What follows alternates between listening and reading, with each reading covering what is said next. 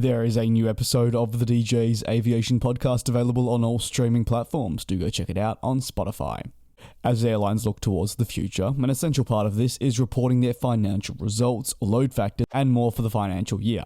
Dubai-based Emirates has always been a fascinating airline within the aviation industry, almost throughout the pandemic, labelled as an airline that was too big to fail, and one that was only labelled as an airline that was simply too big to fail thanks to the significant backing from the Dubai government. The airline most recently announced its annual report for 2021 and 2022, and I did take the time to analyse some of the data to see what Emirates can be encouraged by. And to be honest, while there are still of course ways to go in the recovery, they should be delighted with critical areas of the business.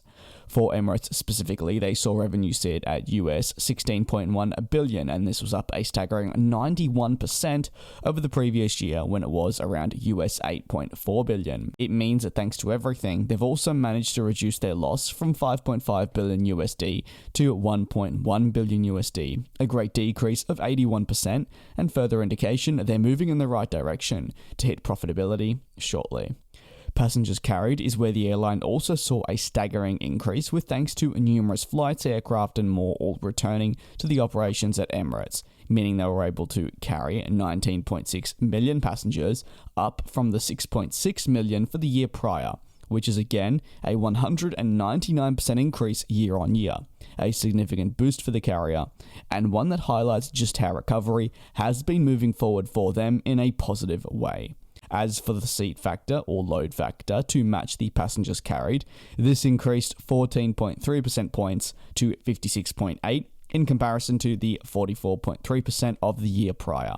Given the higher capacity on Emirates aircraft, being all wide-body aircraft like your Airbus A380 and Boeing 777, selling out every single flight still can remain a challenge, as some routes are not recovering as quickly as, say, potential destinations like London or Paris, or maybe even to the United States.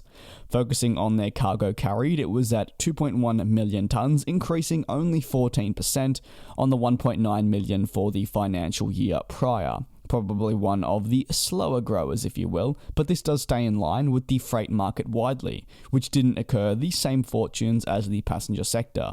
While of course numbers did fall due to the pandemic, their operations generally were able to continue, and the overall recovery has been far quicker than in any other market.